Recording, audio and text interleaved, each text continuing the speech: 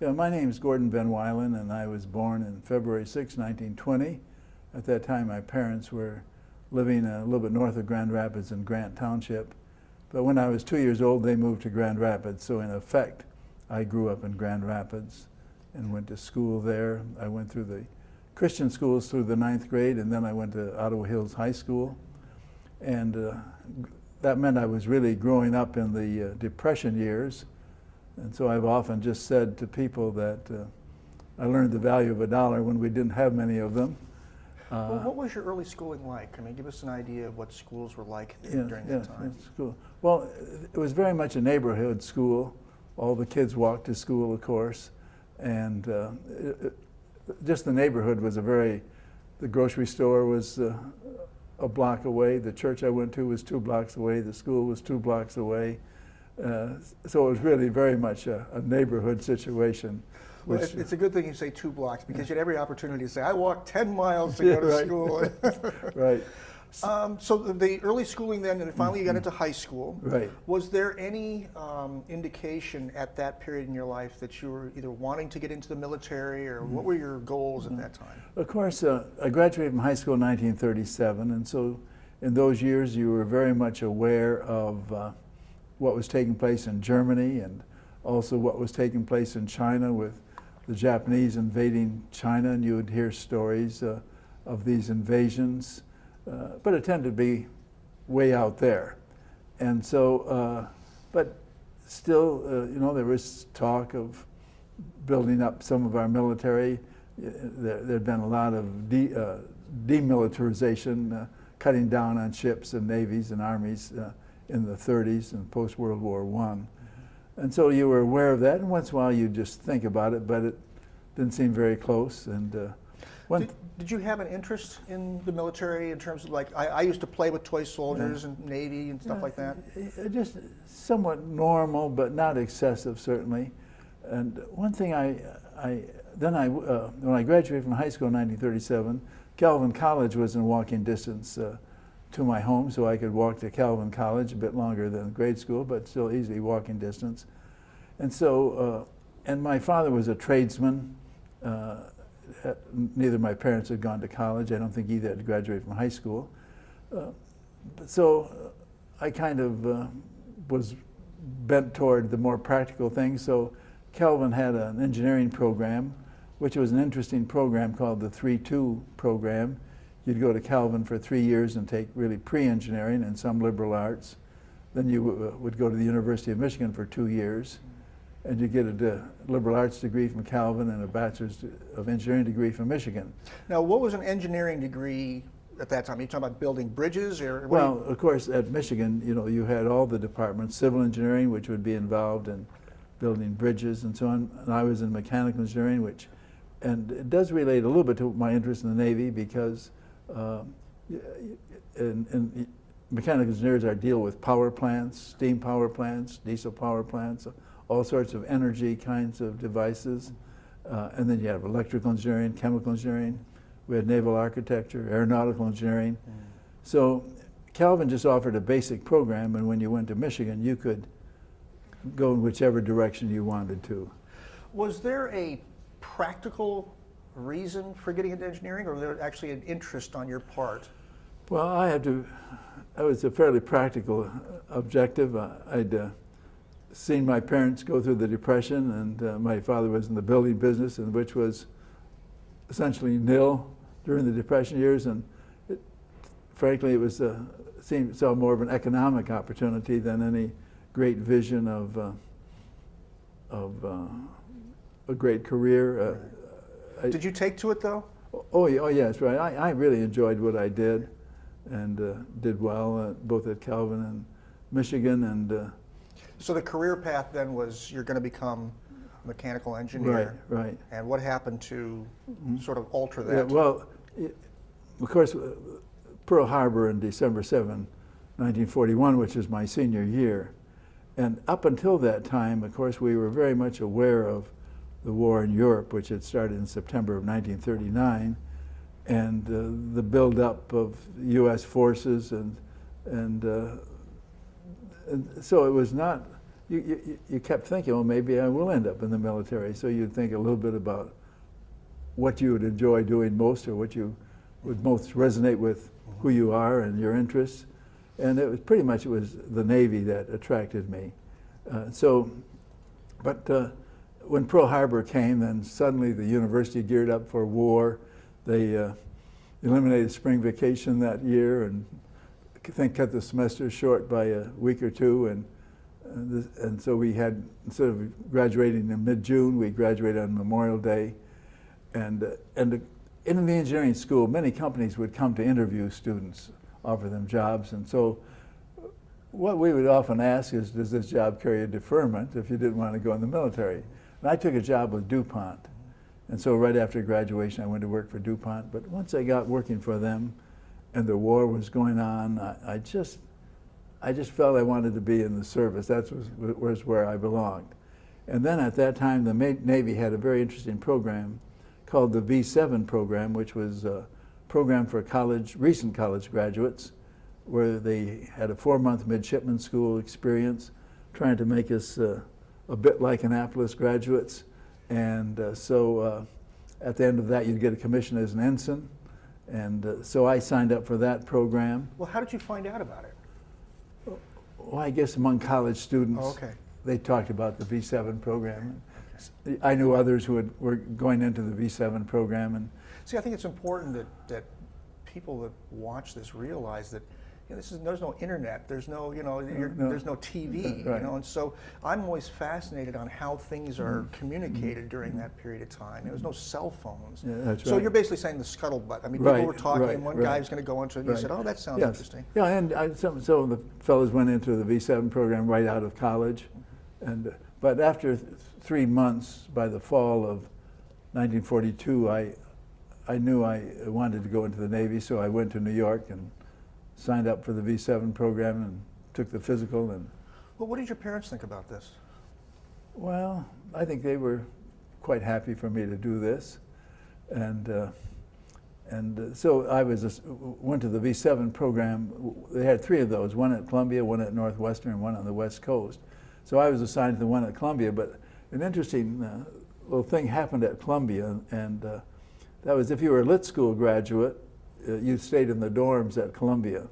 But if you're an engineering graduate, you were assigned to be on what was called the Prairie State, which was the old battleship Illinois, tied up at 137th Street in New York City, if you can imagine where that is.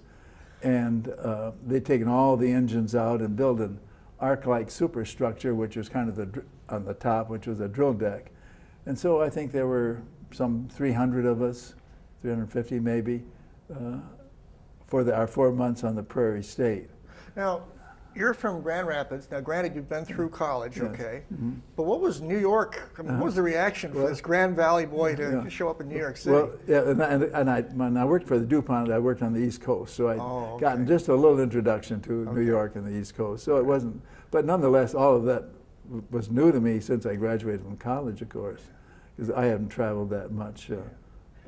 Now, this ship, this converted ship, if you will, what was your, this is in the very beginning now, I'm not talking about later on, but in the very beginning, what was your initial routine like? I mean, you get up at what time? What did you do? Yeah, well, it was a very regimented life, very much so. But it was very crowded because they jammed us, and I know that in the part of the ship, the hold where we were, they would have bunk beds, double-decked, 2 side by side and 2 end to end, so you would be 8 of you in this little cluster of 8 bunks. We had 1 locker, a typical locker, maybe 15, 18 inches wide and 5, 6 feet high, where you had to keep your uniforms. They even issued an old rifle to us, which we had to store in there, and our books. I remember getting an orange crate put in the bottom of this so I'd have a place for books and some personal things. And it was a crowded situation, and I know when you time up when you get up in the morning, because there'd be 2 or 3 lined up before wash basin, and so you try to time it, either get there early or get there late. And with an electric razor, you could shave while the fellow ahead of you was washing up. And then most every Saturday morning was a parade at Columbia University. Well, the fellows in the dorms at Columbia, they just had to tumble down the steps, and for the parade, we had to march from 137th Street to 116th Street.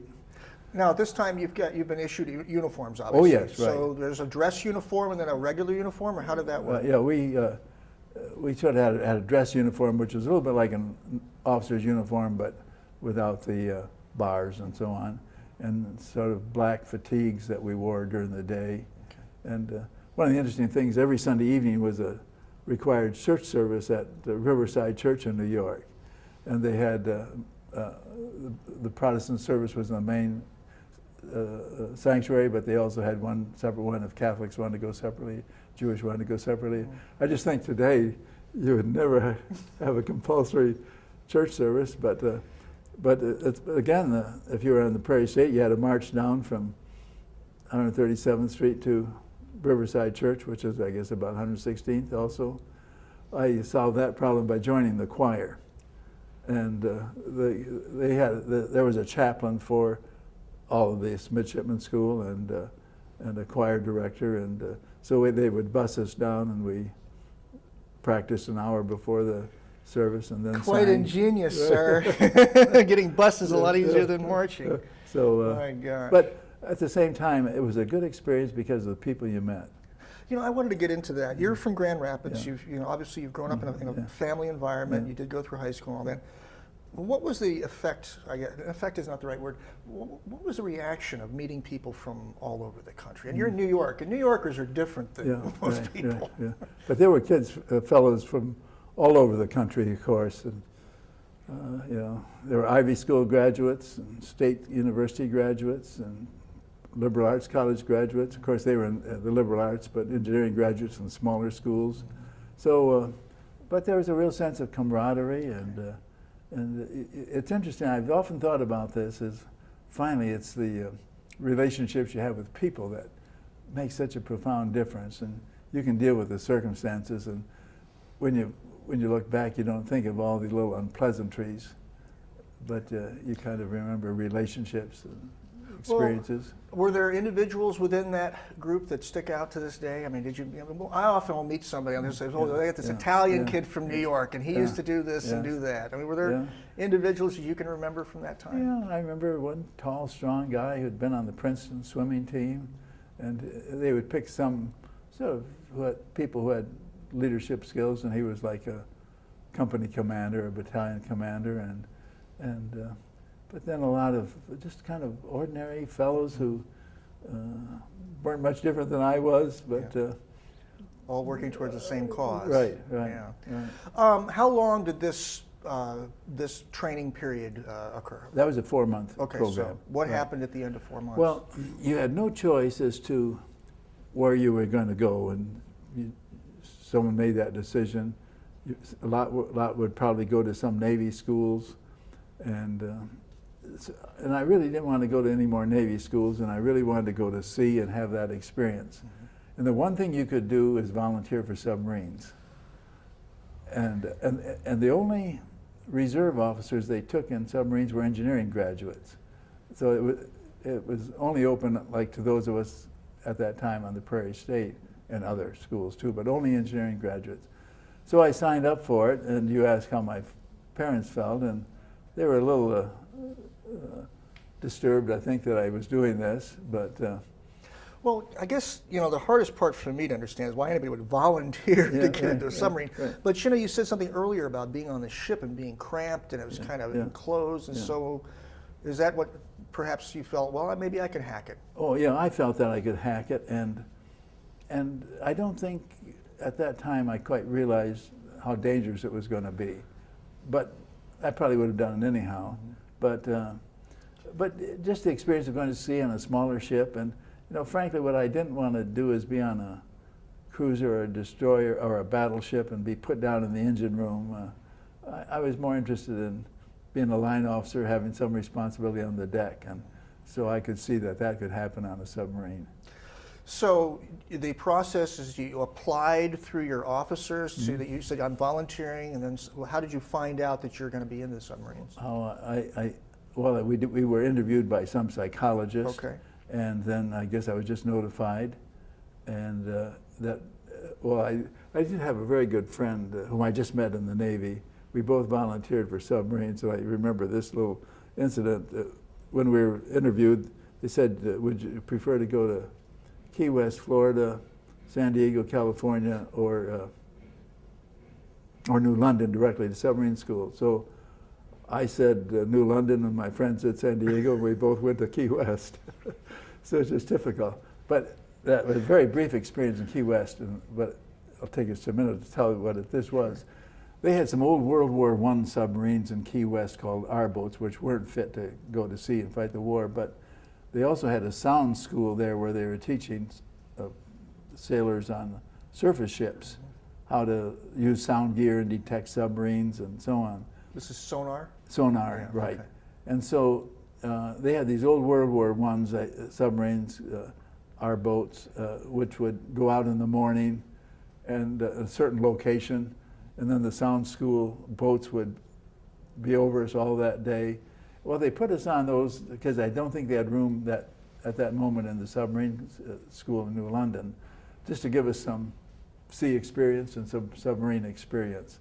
So that was a 3-month, and then I went to New London. But let me just ask you, you said earlier that when you got into engineering, you really started to enjoy it, you took to it. How was the submarine experience? I mean, did you feel like this is something I would like to do? Oh yeah, once I got into it, I really enjoyed it, because a submarine is just a very remarkable machine, you know, with all sorts of systems and things you'd never think of as to how they function on a submarine.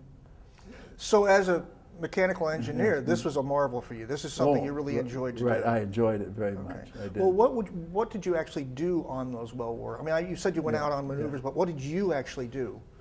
You mean in Key West, or when I went? Yeah, in Key West, yeah, with these World War I type. The World War ones. Yeah. Well, we were just observers, but the captain. Okay. But the captain would give us training opportunities.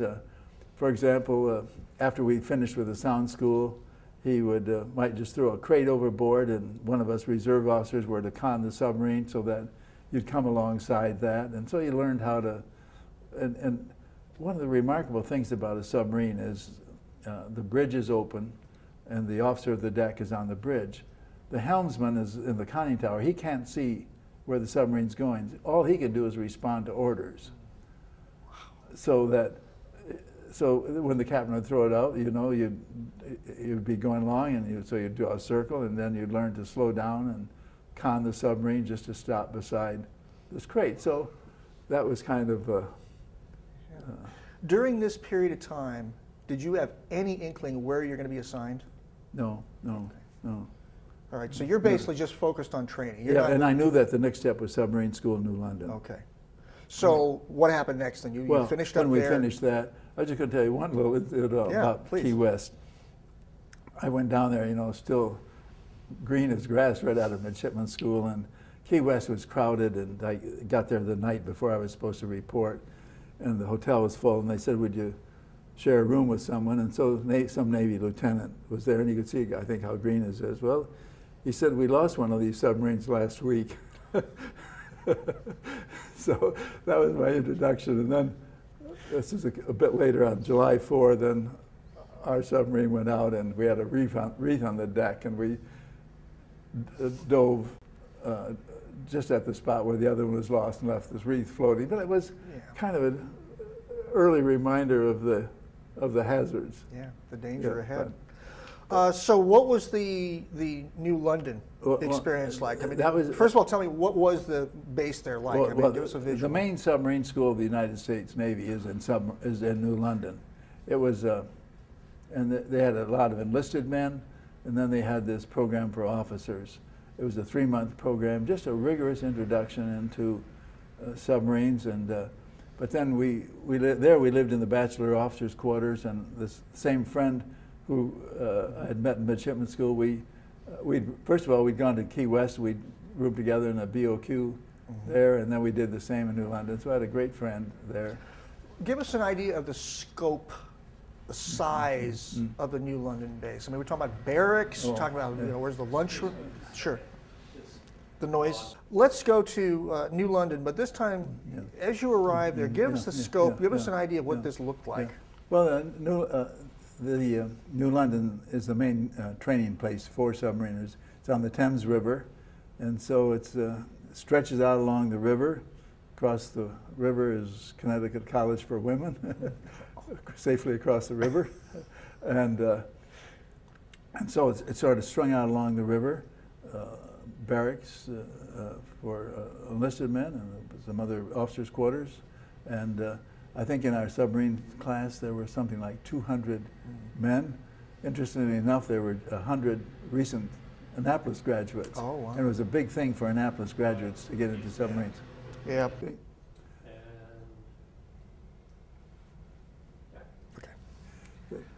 Well, when I arrived at New London, it was a new place to me, of course, but this submarine base is along the Thames River there in New London, and extends for quite a while along the river. Across the river is the Connecticut College for Women, and they had programs for all sorts of enlisted men, training in torpedoes, diesel engines, electronics related to submarines. They also had programs for officers, and that was the program I was in. 3-month program, very rigorous, learning all the systems of a submarine. A few times they took us out into Long Island Sound on a submarine. And they also had one of these simulators where you could learn how to make attacks, the little models which would move in response to the commands you gave, and very, in one sense, very inadequate because you're just learning and so on, but a great experience for this. But then it was a 3-month program.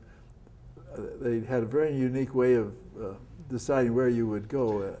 That's where I'm going with this. You know, I know that on a submarine, everybody has their own duties. I mean, did you know what you were training for? Or was it kind of a general training? Everybody gets the same training because, in a sense, every officer he might specialize, but has the same basic training. You've got to know every valve, every pipe, every section of the submarine to really function. But at the end of 8 weeks, they posted the grades of everybody in this class in descending order. Then they also posted all the assignments which were available. And this would stay up for a week. So it was sort of the unwritten rule that the people at the top of the class would choose first, and then you'd know what was left. And you could write down 3 choices.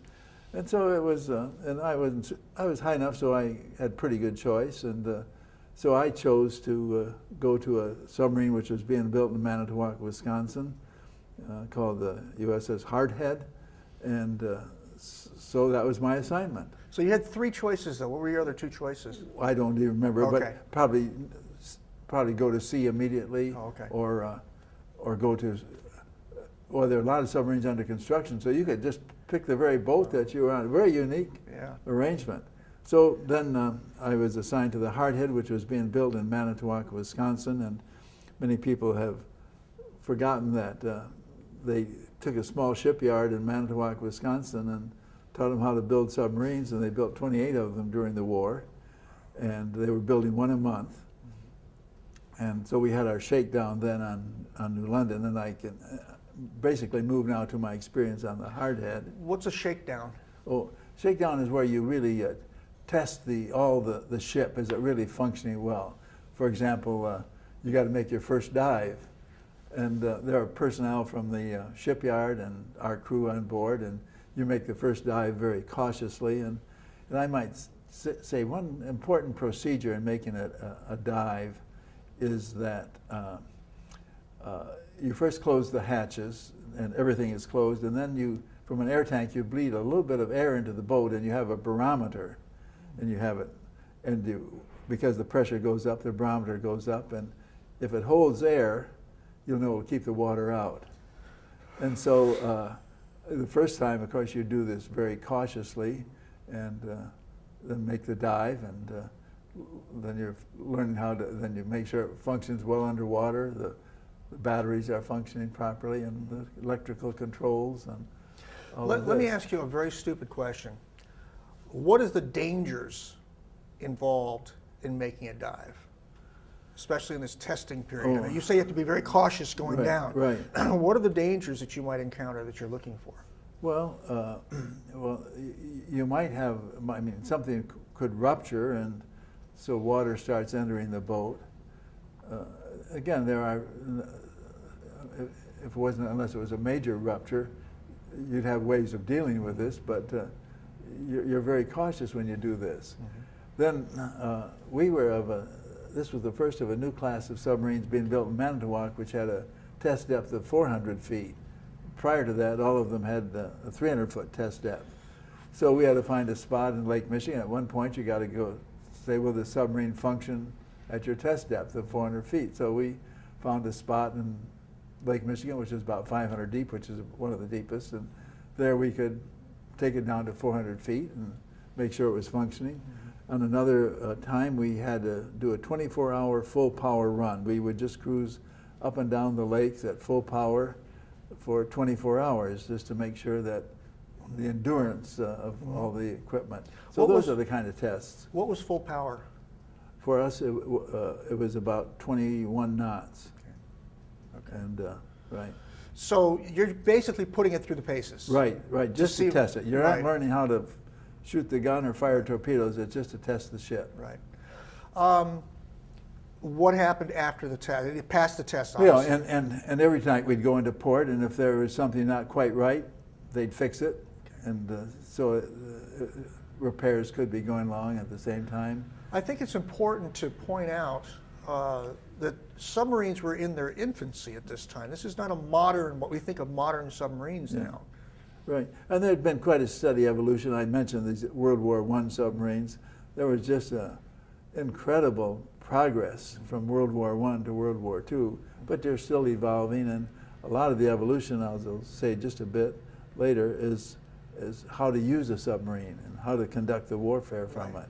Right. And I guess the point I'm trying to make, sir, is that because it's in its infancy and you are literally testing out these things, and you mentioned how you come back to port and have to fix something or something like that, and so it's important to realize that the danger involved here was not just in battle, the danger was even in this period of time. Okay. So once you sort of pass muster, if you will, with this, where did you go from there? Well, then we went down to Chicago one night, and early the next morning a couple of tugboats pulled us right through downtown Chicago. You know how the bridge along Michigan Avenue lifts up, and they towed us out to the Chicago Canal there, out to Lockport, and there they put the submarine in a floating dry dock. And just to visualize, the submarine is 310 feet long, a little longer than the goal lines, between the goal lines of a football field. And so a floating dry dock is a large device. You put it in there, and then you pump the water out of it, so it lifts the submarine out of the water. And then a tugboat pushed us down the Illinois River and then the Mississippi River to New Orleans. And the captain said that everybody who was, you didn't need any crew because all the power and the motivation of the power to push it comes from the tugboat. So everybody who was married could have 6 days leave and meet us in New Orleans. Well, fortunately I wasn't married, and the captain and one other officer and myself and about 20 crew members rowed the boat down the Mississippi River, and I just had a wonderful trip. And in the spring of 1944, and I found Mark Twain's book, Life on the Mississippi, in their little library, and read that going down the Mississippi River on a submarine. Well, So, I did the same thing, but not on a submarine. I just went on one of those boats. That's interesting. You should mention life. But then when we got New Orleans, we came out of the floating dry dock, and then we proceeded down the Mississippi River to the Gulf of Mexico, and I just remember at that time that as my first real experience of being in the war zone, because they'd sighted a German submarine there about the time we were passing through. So you're steering a zigzag course and being very alert. Now, did you know where you were going? Oh yeah. Well, I didn't. Not permanently. We were on the way then to the Panama Canal. Okay. And then we knew that we'd go from the Panama Canal out to Pearl Harbor. Okay. But then we didn't know at that time where we'd go from there. Give us an idea of the hierarchy in rank in terms of the submarine. Who runs the show, and where are you on the? We had 8 officers. The captain was a lieutenant commander, graduate of Annapolis, of course. The exec was a 1938 graduate. Our captain had not made war patrols. He'd been on some older boats called S-boats in the Panama, but he'd served as a skipper. And so he was sort of promoted to a fleet boat making war patrols, and had an executive officer. Then we had 8 officers, and the captain and the exec did not stand watches, but we always had 2 officers on watch. And so you'd stand watches 4 hours on and 8 hours off when you were at sea. And so where did you sit in the scheme of things here? Well, I was really the 7th, essentially. There was one other ensign and myself were the 7th and 8th officers on board, and each officer, everybody stood deck watches, but each one had some responsibilities. One was in charge of gunnery and torpedoes, and one in communications, and one in engineering, one in electrical, and I, being the youngest, I was the commissary officer, which wasn't the greatest job, but when you went on a war patrol, you had to make sure you had enough food for 85 men for 70 days. Well, you know, this is interesting now. We've heard of military food stories, and perhaps I'll get a chance to interview some of the people who ate the food you're talking about, so be careful about what you say. Well, what was the food like? Well, it was certainly adequate, and limited variety, nothing fresh, of course. What was breakfast like, for example? Powdered eggs, that sort of thing? You could have some powdered eggs and powdered milk, and usually just toast. No bacon or ham or anything like that? Not usually. Okay. But we'd have some meat. We had a freezer, so you'd take some meat. As you go through a patrol, it'd get a little thinner along the way because you'd run out of some things. But we just had this small galley, and these cooks had to cook for 85 men in this small galley. Every night you had to bake bread, so there'd be bread the next day. So it was providing the food was a challenge. There was always coffee available, of course, and probably the cooks would usually leave something out for snacks. And now, what is involved in having a watch? Okay. On a submarine now, if you're on the surface, let me start submerged first. If you're submerged, one officer is the diving officer, and he's in the compartment where you control all the aspects of the dive. In a small compartment above this is the conning tower, and the officer of the deck, and that's where the periscope is, where the helmsman is, where the radar is, where the sonar is. So that's sort of the control part of the ship, whereas the conning tower is the operational part of the ship. So when you were submerged, the officer of the deck would be in the conning tower, manning the periscope. He gives the orders of what course to speed and what depth and anything he wants. And then the diving officer is supervising the diving planes and everything related to the maintaining the depth of the submarine. And so the way we work this is when you came on watch, you'd spend the first 2 hours as the diving officer, next 2 hours as the officer of the deck in the conning tower. And what we did is someone inexperienced like me would be sandwiched in between 2 other officers with more experience. So if I was on the diving officer, then you'd have an experienced officer in the bridge on the conning tower. And then when I went up the conning tower, you'd have a more experienced officer as the diving officer, just so that you had the pretty balanced team. If you were on the surface, then the officer of the deck would be on the bridge, and the bridge is above the conning tower. Then you're in the outdoors. There's nothing above you. There's a wall around you, fairly high up to here, but then you're conning the ship from the surface. If you were away from the war zone, then the diving officer would just be ready to, if you had to dive an emergency, he would be ready to handle that facet of things. What was your, I mean, you're standing up on the tower now, outside, above yeah, water. The movement forward of the submarine, is it similar to being on a ship or a boat, or is it more, there's a rocking motion? Or I'd say it's very similar to being on the ship. Okay. It's that smooth. I mean, it's right. And if it's rough, it's very rough. But if it's smooth, it's a great experience. Right. And I would just say one of the things I enjoyed most was standing night watches, because of course there's no light. It's perfectly dark. You don't show any lights. No lights in the diving around the control room. Just red lights.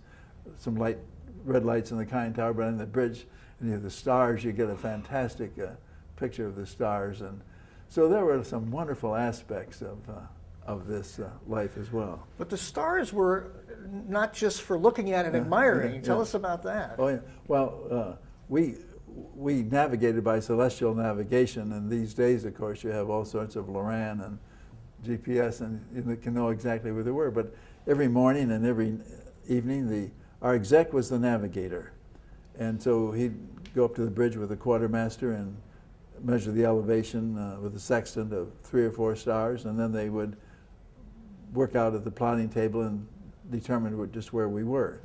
And then the exec and captain would get together and decide just what course we were going to steer for that day, and then we would then that would be passed on to the officer of the deck, so he'd have his orders of what we were supposed to do, what speed we were supposed to go, and it sounds like this is multifaceted and so complicated, but really it was very accurate. This is very accurate planning, and yeah, and you were trained in a way to know exactly where to go. And one of the things that just struck me again was every man in the submarine was trained and knew exactly what they were to do, and you really functioned as a team, and because you got the control room where you control the speed of electric motors is 3 compartments back, rear, aft of the control room. And so, if the officer on the deck wants to change speed, he gives an order which is conveyed to these men in the control room, just exactly what they're supposed to do. It's amazing. And, now let's get into something that, this is just for me personally, because I just can't picture living on a submarine. In your experience, especially before you actually got your full duties and whatnot, were there people who couldn't hack it? Yeah, there were always a few, but I particularly noticed that after we made 1 or 2 war patrols, that some people really had enough, and some were just, the great majority were ready to go on, but since it was volunteer, if you wanted off, you could get off. Yes. From New London, yes. You finally get orders to go somewhere? Okay, yes. After we left, I should just mention, after we went through the Panama Canal, we still had not really been trained in warfare. And so then we spent 4, 5, 6 days just west of in the Pacific Ocean, just west of the Panama Canal. There was a destroyer assigned to us, and that destroyer, we just worked and worked making attacks. He'd go out 12 miles or so and then steer a zigzag course, and we'd submerge, practice making attacks. And then we'd work at night using our radar, and he'd go out at night, and we just, because it takes a lot of coordination, because the captain is on the periscope. And I should just say, take time to explain one thing, which is that when you fire a torpedo is a very sophisticated device. You can control the depth at which it's going, but it also has a gyroscope. And you can set that gyroscope to steer any course you want. So this torpedo, about probably 20 inches in diameter, whatever it is, and probably 20 feet long, 25 maybe. It's in a tube, and we had 6 tubes forward and 4 aft, so there's this bank of tubes, and there's a spindle goes through the wall of the torpedo tube, which is setting that gyroscope. And in the conning tower, there was what we called a computer. It was really an analog computer, and I've said, you know, we had a computer, and people say, well, computers weren't invented till after the war, but this was an analog computer. And so in this analog computer, and this was the responsibility of one of the officers when you were making an attack, when you first sighted a target, you would you get an estimate of the bearing, or accurately by radar if you're on the surface, and you estimate the target's course and speed. Then your own course and speed is fed into this computer, and after 3 minutes, it's generated a solution on some dials, and you get another measurement. If you were obviously right, you wouldn't guess exactly right on the course and speed, so then you would make what you, just mentally now, make an adjustment and say, well, I'm off by so much, I think this is the course and speed. And then you do another one, and finally you would get the course and speed right. And that computer would then decide, if you fired a torpedo at that moment, what angle, what setting did you need on the gyroscope, and that would be fed automatically. So you could fire at any moment, and if everything was working right, the target, and you had the target course and speed right, and it didn't change, then just before you fired the torpedo, that spindle would be withdrawn, and then the torpedo would be shot out with a blast of air, and as it's going out, the engines and the torpedoes start, and if it was and some torpedoes ran by alcohol and air, and it had a little steam turbine in there, and they would travel about 46 knots. We had some electric torpedoes, and they would travel, I think, around 28 knots, something like that. Was there any noticeable jolt or anything in the submarine when it got shot out? Pretty minimal. You could feel it. Okay. You could feel it, but not dramatic. Yeah. Yeah. During this period while you're doing these maneuvers and training, did you have any idea what kind of danger you were going into?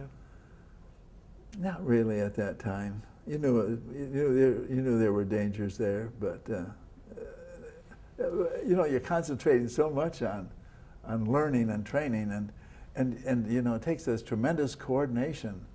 And I might mention my job in making these attacks. I mentioned this torpedo data computer.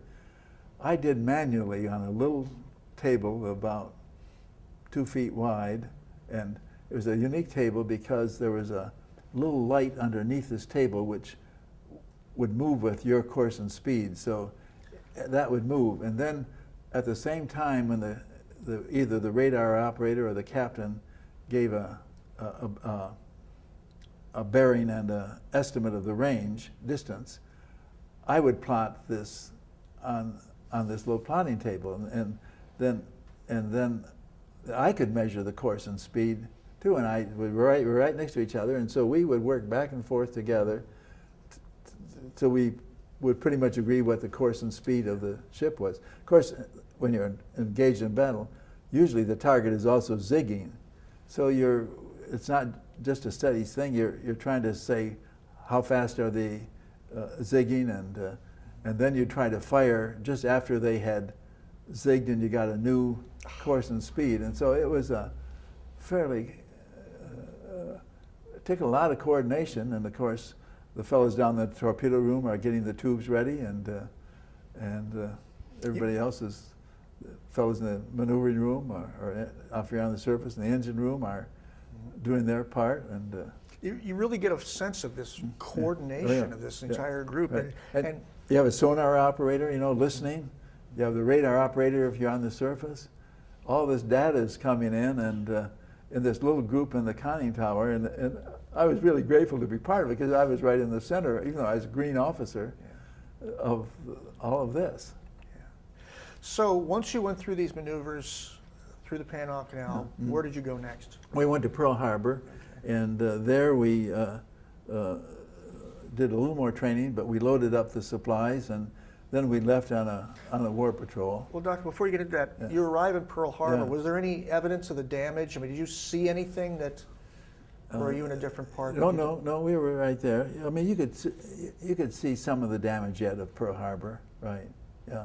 Because you react. I mean, you told earlier about reacting in the States. I mean, that must have. I just can't imagine coming in there and realizing this is where it started. Yeah, right. But then, and so, you know, just as a total greenhorn, you know, you're saying I'm getting closer and closer to reality, and with some anticipation and obviously a little trepidation.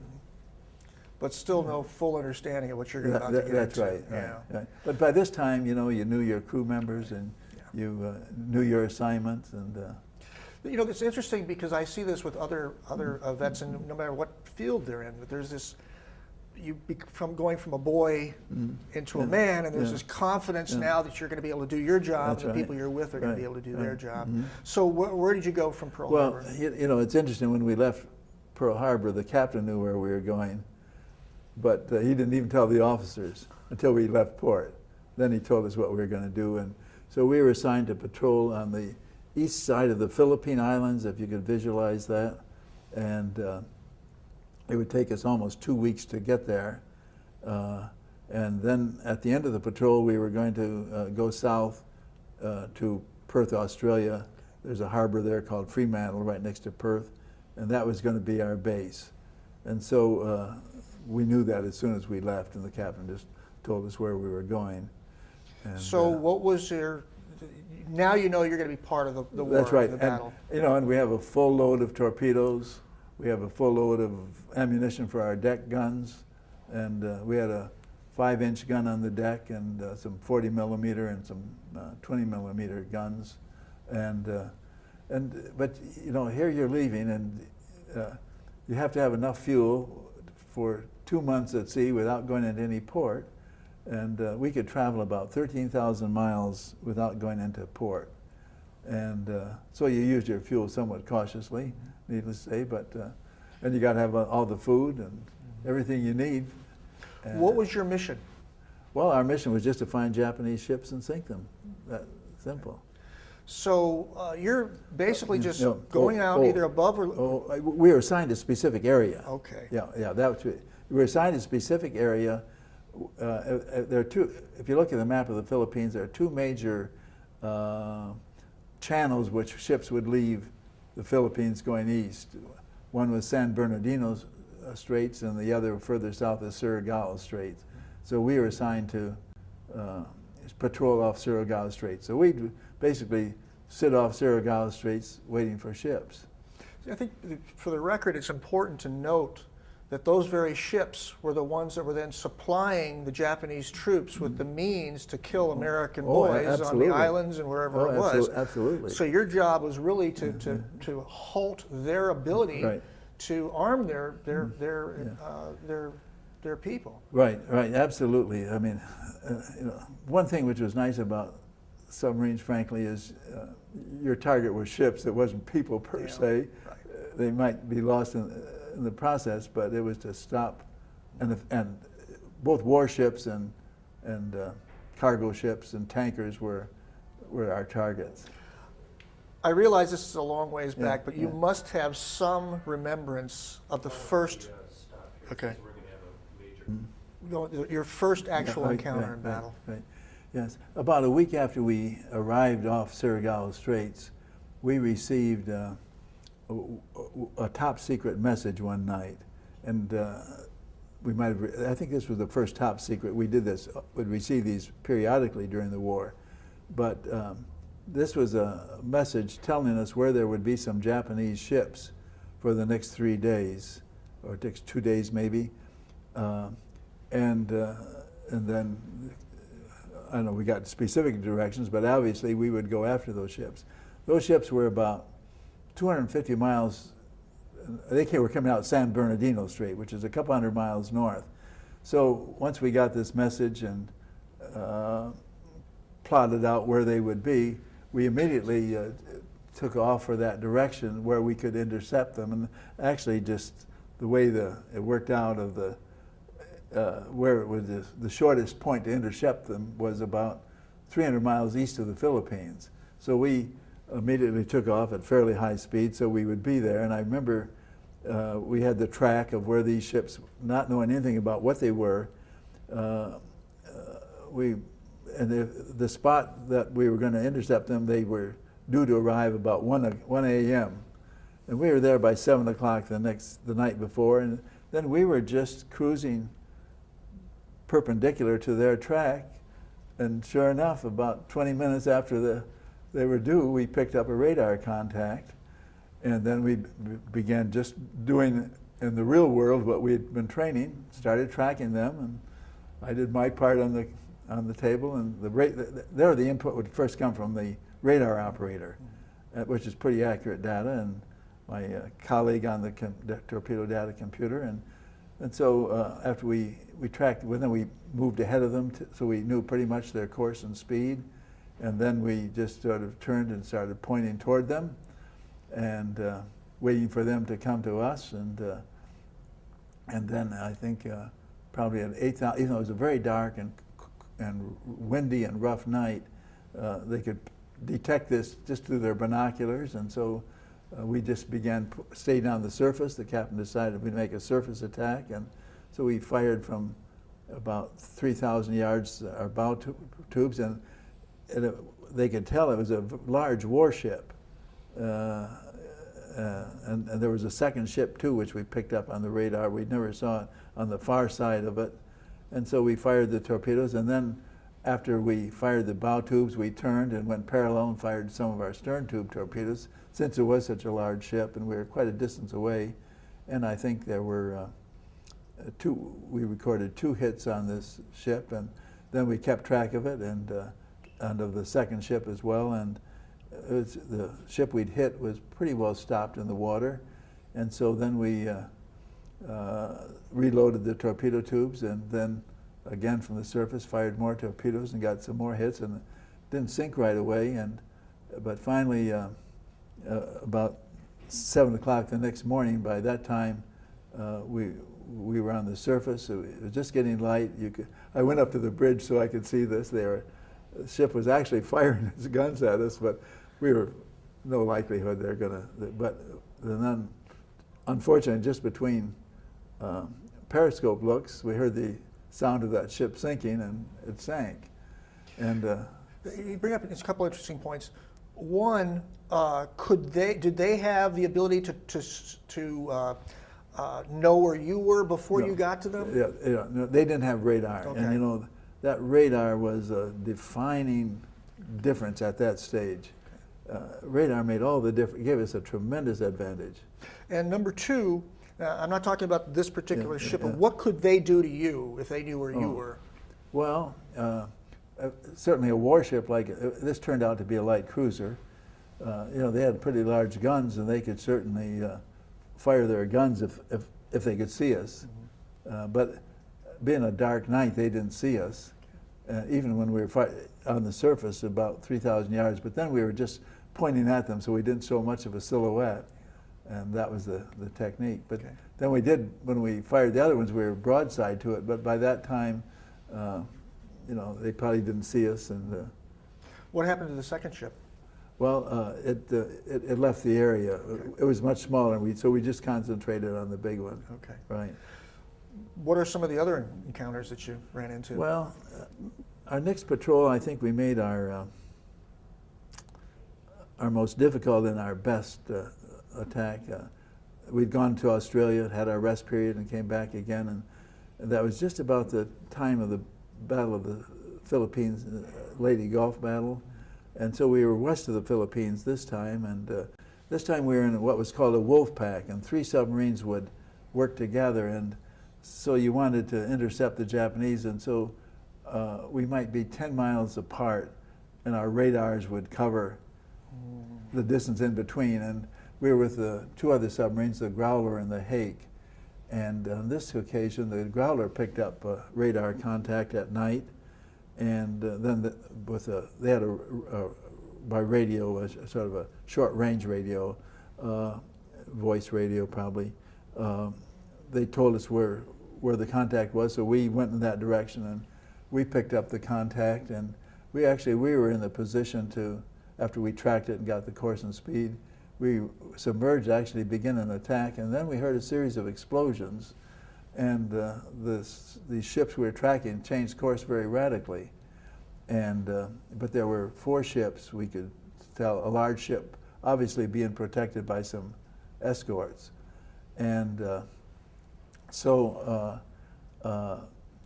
then we surfaced again and tracked them again and got up ahead, and then as they came close, it was a large ship. It turned out eventually to be a tanker, and there was an escort about 2,000 yards on either side. So we were able to get in the captain did a great job. We got in a position we submerged at night, just halfway between the ship and the escort, and so obviously we fired at the large ship, and I think we got 3 torpedo hits, but immediately after the 3rd torpedo hit, there was just tremendous explosion.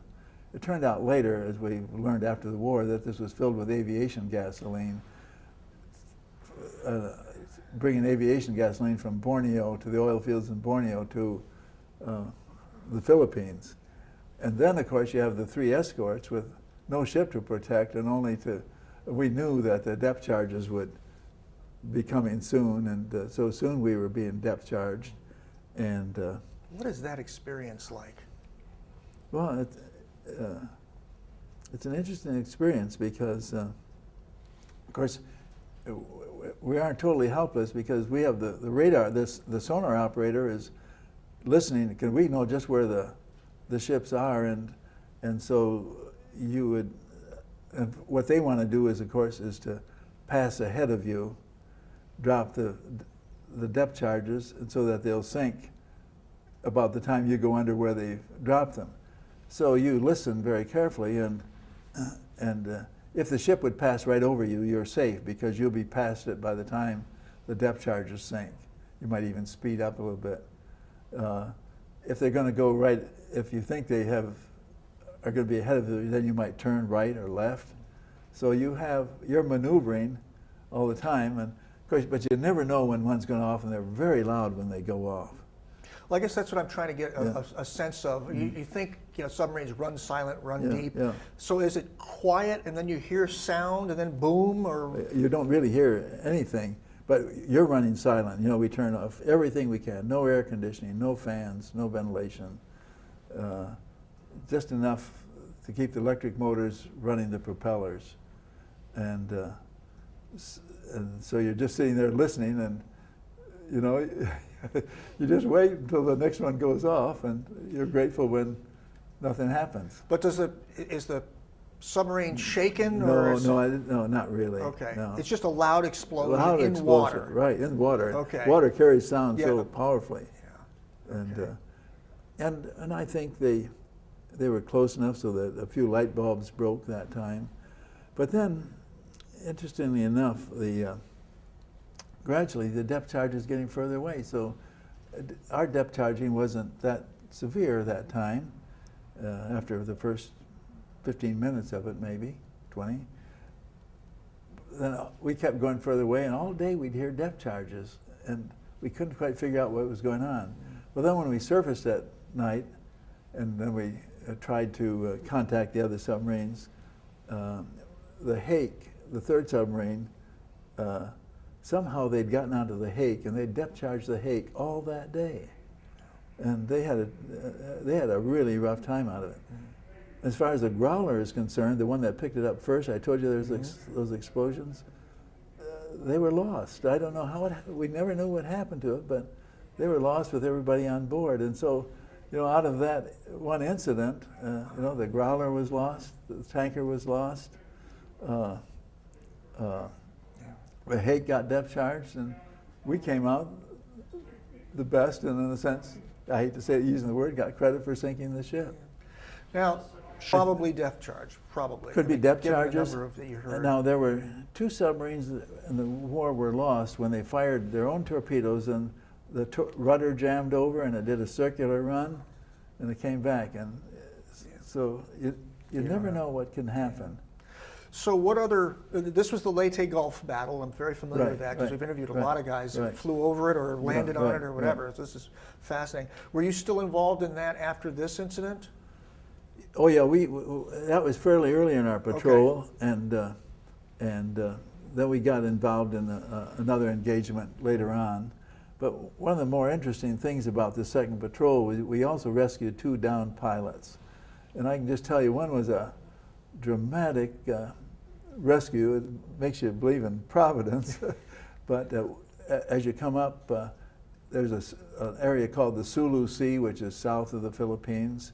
And on our way up to this patrol, we passed through the Sulu Sea. And one night we got a radio message telling us to join another submarine and searching for a downed pilot.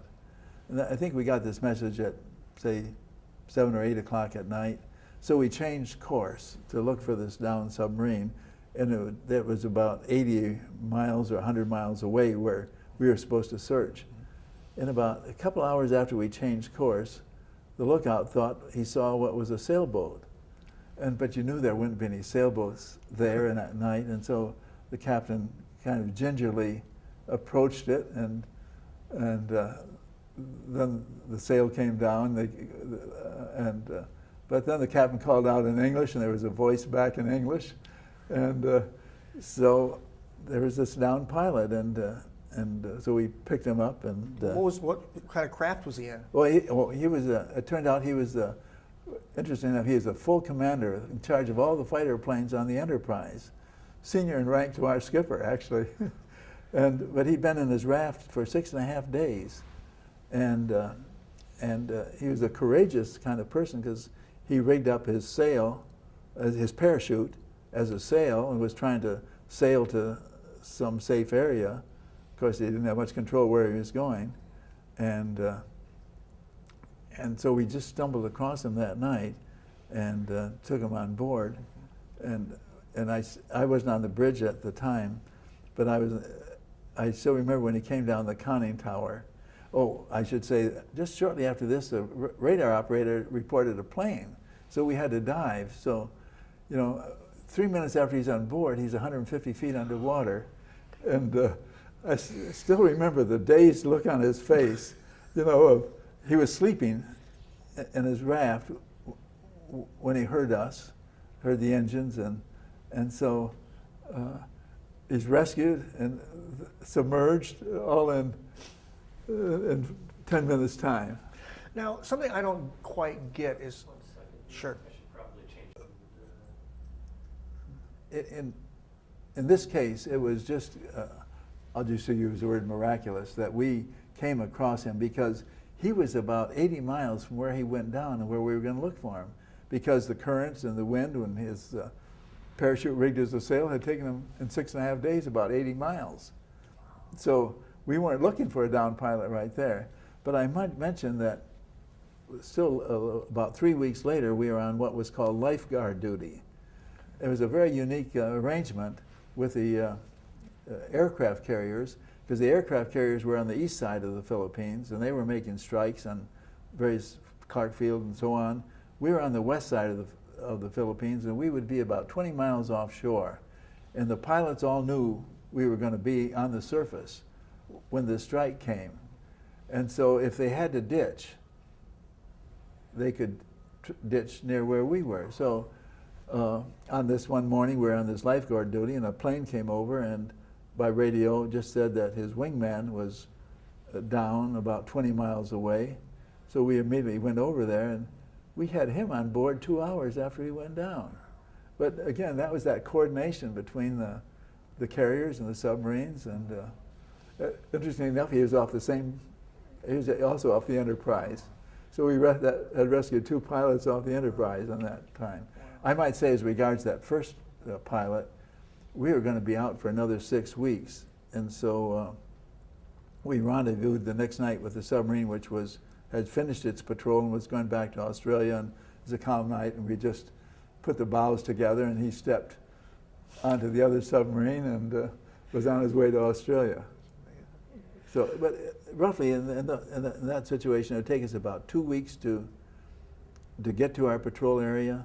We'd spend 4 weeks in the patrol area and 2 weeks going back. So that was just kind of the, but all of this time you're in enemy territory and always alert, for Was this. there threat of Japanese submarines? Oh yes. Oh, Did you ever encounter any yourself? No.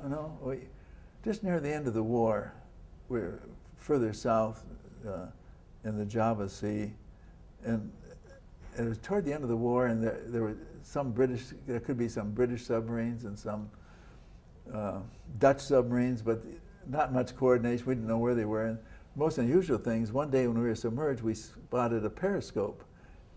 And then we could also hear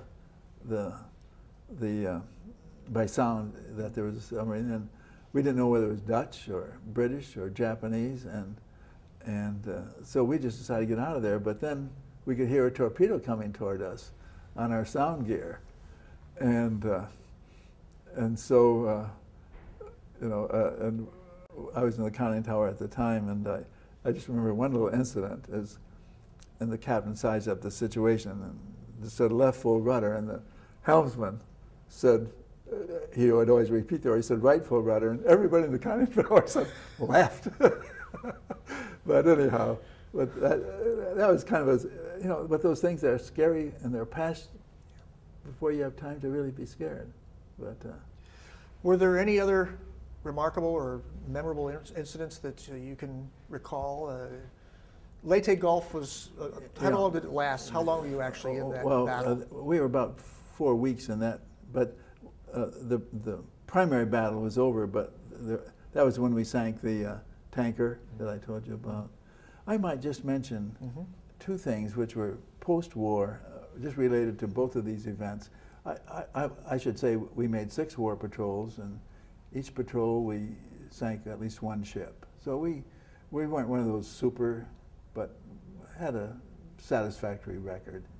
But after the war, I decided to pursue a career of teaching engineering. I went to graduate school and pretty much had put the war behind me, and married and got active in my teaching career at the University of Michigan. I got a doctorate from MIT and raised a family of 5 kids and just had a good life. But then someone organized a reunion in 1988 of all the crews of all the submarines that were built in Manitowoc, and the reunion was there.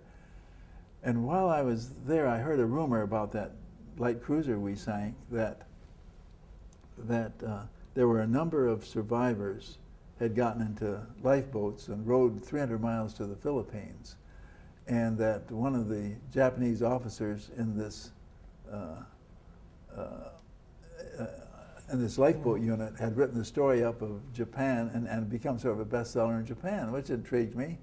So when I got home, I did enough inquiry. I got the name of the author and his address in Japan, and I wrote him, just told him I was glad to hear about the success of his book, glad to hear about the number of survivors. And then he wrote back a nice letter. And then about 6 months later, he sent me a translation of this book and asked if I could help this get published in this country. So it was absolutely fascinating to read the whole thing from the Japanese point of view.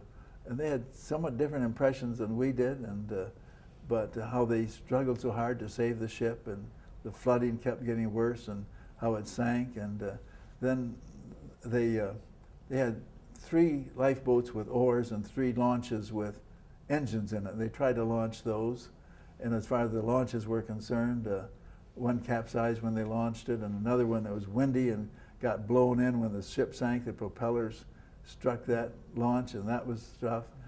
The third one didn't have any fuel in it, and since they didn't have any oars, they got blown away. But then these 3 lifeboats, they after a couple of, it was windy, rough weather, but they were picking up survivors for a couple of days. They finally had 65 men in each lifeboat, and the capacity was 45. And they organized themselves and rowed 300 miles and made it to the Philippines. And so it was a dramatic story, but it wasn't a very good translation. So what I proposed to the Japanese authors that I rewrite this, with primarily there being a story, but a little bit like Clancy and our story and their story. And so that book got published later on.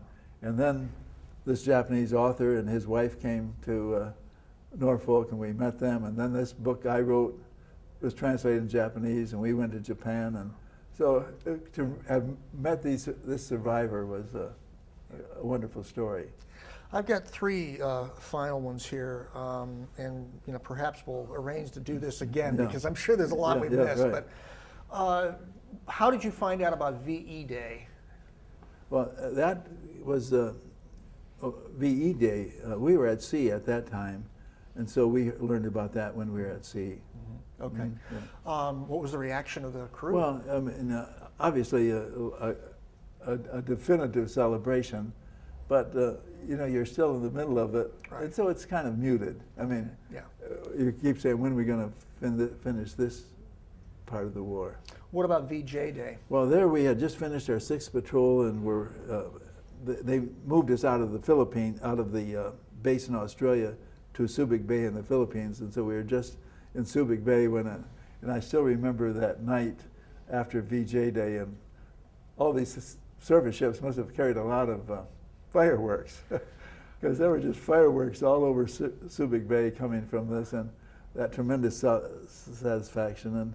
And I know that for a lot of people, dropping the bombs and so on, they have a lot of questions about that, but I can just say from being there that just to say it was over, at that time, it turned out after the war that of the people who were making patrols like myself, about 16% of them lost their lives, which is about 1 out of 6 or 1 out of 7, something like that. And so and just to say it's over with, that was a tremendous sense of relief.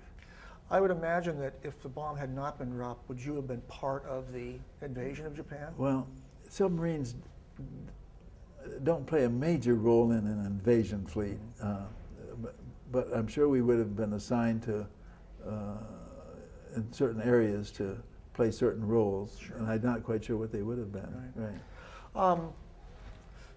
Final question I'd like to ask, and I realize that this is perhaps one of the harder questions to ask, but how would you say your military experience affected you to the person that you are today and the accomplishments that you've done in your life? Well, I think that's a very key question. I would put it this way, that I grew up not one of those natural leaders, and I wasn't a great athlete. I was a tall, gangly kid, and the last one chosen on the athletic teams and so on. And so to be thrust into this situation where you had to exercise leadership was a great learning experience, but it wasn't an autocratic leadership. You had a whole team, and to work with a team and lead a team was a great learning experience. And so after the war, I decided to pursue a career of teaching engineering, went to MIT, had a great experience, started teaching at the University of Michigan. I only planned to do teaching and research. I had no administrative leadership roles, and in due time, not too long, I was asked to be chairman of the department of about 25 professors, and then 7 years later, I was asked to be the dean of the engineering school at the University of Michigan. And then 7 years after that, I was asked to be president of Hope College. And I'm absolutely positive that those experiences helped me to learn something about leading, and particularly leading a team. Some people think of the military as very hierarchical, but a submarine wasn't that way. We never wore insignia when we were at sea. And I mean, the crew knew we were officers, but you're on a team, and so that was I'd have had a totally different career, I'm sure, if I hadn't had this military experience. This has been a wonderful experience for me, sir. Okay, I just want to say thank you very much. Good. And I appreciate you taking all this time. I'm glad to do it, and hope it works out well, and let me know if I can help you in your work. Thank you, sir.